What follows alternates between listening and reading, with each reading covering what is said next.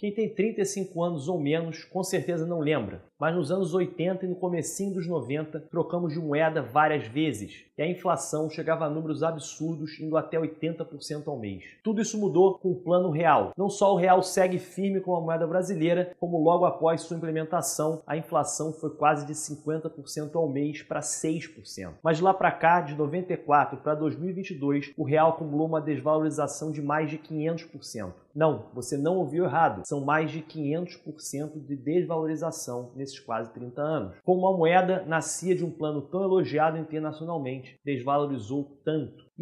E é sobre isso que a gente vai falar hoje. Eu sou Pedro Rodrigues e sejam bem-vindos ao Manual do Brasil.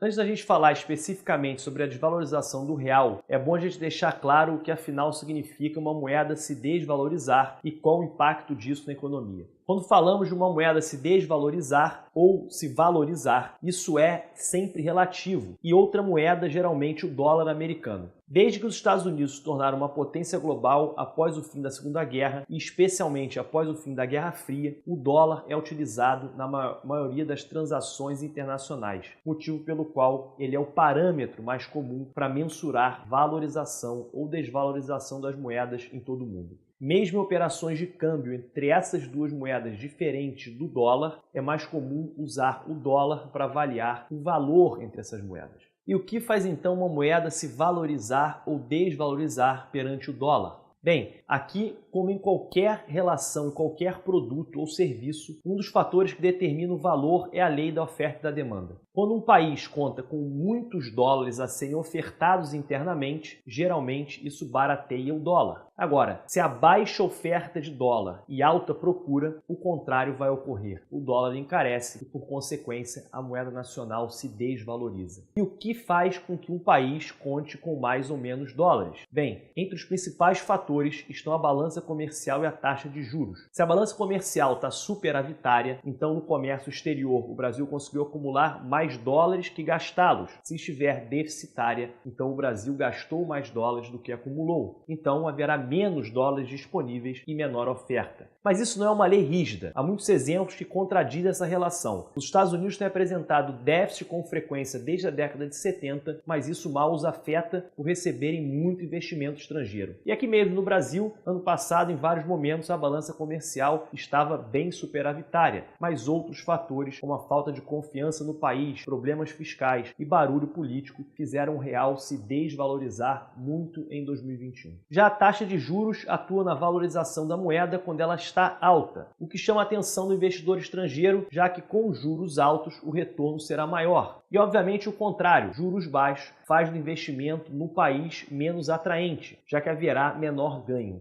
Apesar de que os juros baixos tendem a incentivar o empreendedorismo local dentro daquele país, já que os empréstimos estão mais em conta, mais baratos nessa situação. E por que seria ruim desvalorizar a moeda? Bem, não é necessariamente ruim. A moeda desvalorizada faz com que o que é produzido aqui fique mais barato e então se torne mais atraente para compradores estrangeiros, o que potencialmente aumenta o volume das exportações. Mas tudo é uma questão de equilíbrio. Uma moeda que se desvaloriza muito também causa um aumento significativo dos preços e, por consequência, também diminui o poder de compra da população. Com a moeda nacional em baixa e as exportações em alta, vai haver menos produtos disponíveis para o consumo interno. Ao mesmo tempo, uma moeda desvalorizada dificulta a importação, já que os produtos estrangeiros ficam mais caros, o que acaba sendo transferido para os consumidores. Pela exportação, se diminui os produtos disponíveis, o que pela lei da oferta e da demanda os encarece. E pela importação, se encarece o preço de tudo aquilo que depende desses produtos estrangeiros. Mas bem, agora que a gente tem uma noção do que significa a desvalorização de uma moeda, então podemos ir para o caso específico do nosso real. Mas antes, se essa é a sua primeira vez aqui no nosso canal, não deixe de se inscrever apertando esse botão vermelho aqui embaixo e não esquece de apertar o sininho. Para falar da desvalorização do real, vamos começar bem do começo, do plano real que gerou nossa moeda. Esse foi um plano implementado durante o governo de Itamar Franco, quando Fernando Henrique Cardoso era seu ministro da Economia. O objetivo era controlar a inflação desenfreada e conferir maior estabilidade à economia brasileira. Para isso, Itamar deu carta branca para a FHC, o que fez na prática o homem mais poderoso do seu gabinete. A FHC então montou uma equipe de economistas altamente capacitados, entre os quais se destacam Pércio Arida, André Lara Rezende, Gustavo Franco e Pedro Malan.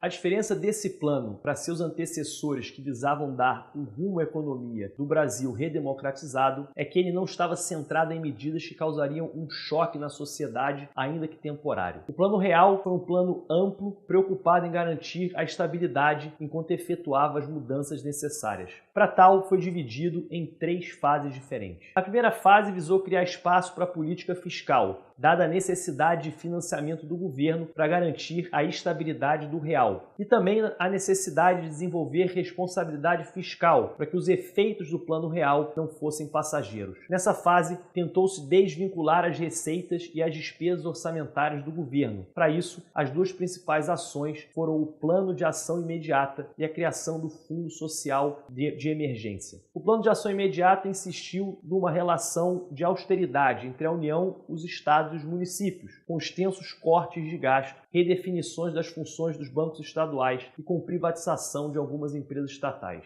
Já o Fundo Social de Emergência desvinculava as receitas da União em relação a alguns programas sociais que seriam bancados diretamente por esse fundo. A segunda fase do plano foi basicamente uma fase de transição entre moedas, do cruzeiro real para o real. E isso foi lançada a unidade de valor real, que seria como uma moeda paralela ao cruzeiro, que existiria só para converter preços e valores para um novo padrão monetário, mas sem existir fisicamente. Da sua criação ao seu fim, o governo manteve sempre a sua paridade com o dólar. Já a terceira fase foi a adoção de fato do real em substituição a essa unidade de valor real, agora como uma moeda oficial brasileira. Para garantir a estabilidade que o Plano Real gerou, após a adição do real, algumas medidas foram tomadas, como a continuação da privatização de estatais, a lei de responsabilidade fiscal, maior abertura econômica, a renegociação das dívidas dos estados e municípios, agora com critérios mais rigorosos, e a criação das agências reguladoras.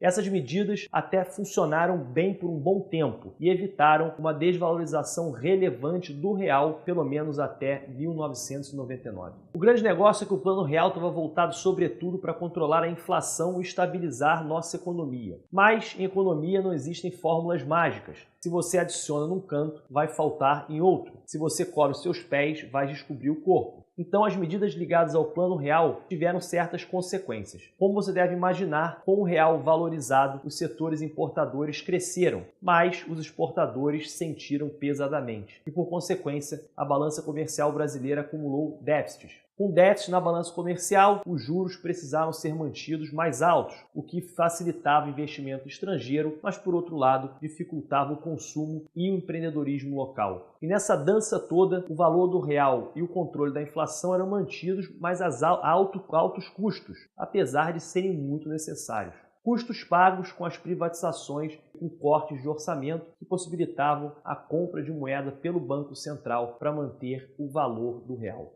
Mas tudo isso muda com a crise asiática de 97 e com a crise russa de 98. Em crise, o mundo passou a demandar menos commodities, principal produto de exportação brasileiro, o que, junto com o acúmulo de déficits e o baixo consumo devido aos juros altos, tornou insustentável a interferência estatal no câmbio. O que se ganhou com as privatizações e se poupou com a rigidez orçamentária não era suficiente para manter o regime de banda cambial. Então, em janeiro de 99, o governo decide mudar o regime cambial para o câmbio flutuante. Já no fim de janeiro de 99, o dólar valia quase R$2. Em março, o dólar já valia bem mais do que R$2. Após esse baque de 99, em 2002, após a eleição do Lula, o mercado reagiu com desconfiança em relação ao ex-sindicalista, com o histórico de críticas ao FMI poderia fazer na então cadeira do presidente. Porém, graças ao superciclo das commodities do início do século, entre 2003 e 2008, não houve uma desvalorização significativa do real. Em 2008, com a crise do estouro da bolha imobiliária americana, o real sofreu mais uma grande queda. Toda vez que há uma crise, o que acontece é que os investidores retiram dinheiro das economias emergentes, como o Brasil, e investem em economias mais estáveis, ainda que tragam um retorno menor, porém trazem menor risco. Consequentemente, essa saída de dólares daqui acabam desvalorizando nossa moeda, o que é ainda mais impactante, sendo que dependemos muito de investimento estrangeiro para manutenção e melhora da nossa infraestrutura, que já não é lá essas coisas. Já em 2016, o novo golpe no real veio com o impeachment da ex-presidente Dilma, que passou a imagem para investidores da nossa instabilidade política. Após o impeachment, durante o governo de Michel Temer e já no início do governo Bolsonaro, o dólar finalmente chega à marca dos R$ 4.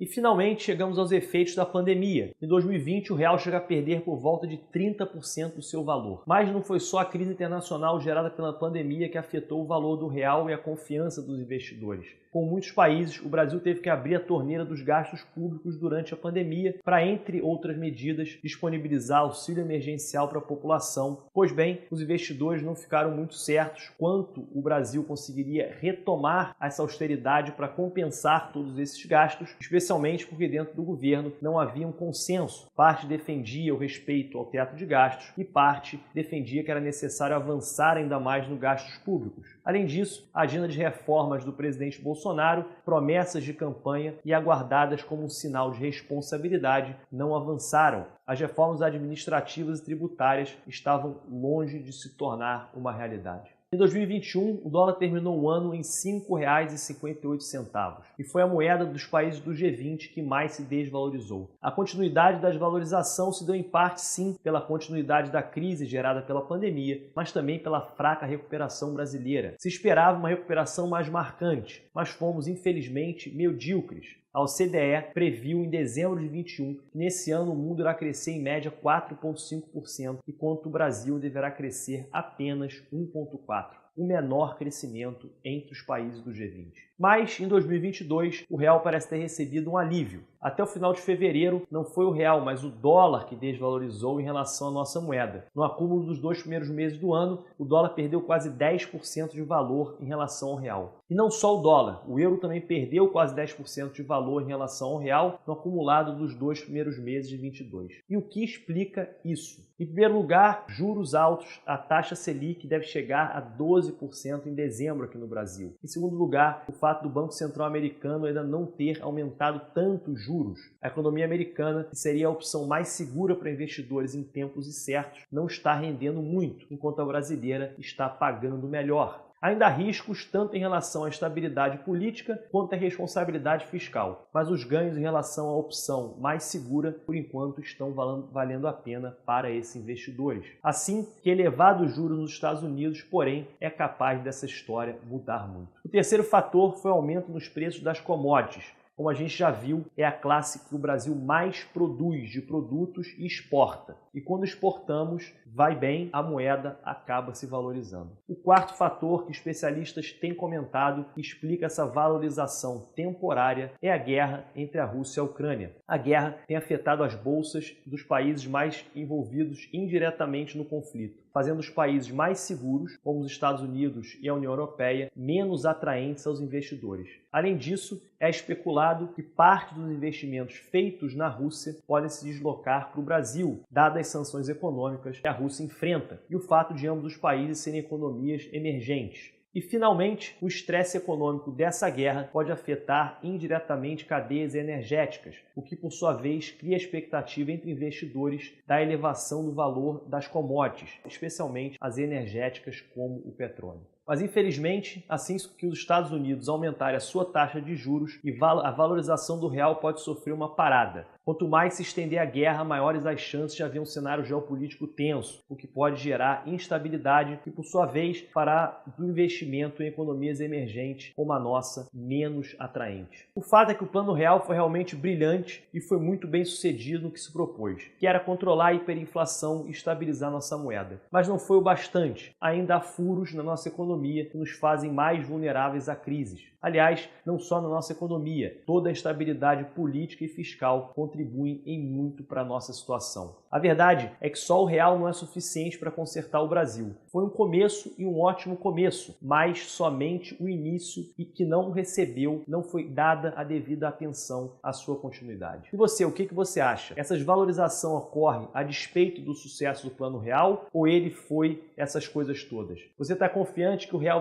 vai seguir se valorizando? Comente aqui embaixo sobre temas que você gostaria de ver abordado aqui no canal. A sua ajuda é essencial para fazer o Manual do Brasil crescer cada vez mais. Por isso não esquece de dar o seu like e compartilhar com todos os seus amigos e familiares. Valeu e até o próximo vídeo. Que ele não... Redemocratizado. Puta que pariu, faz com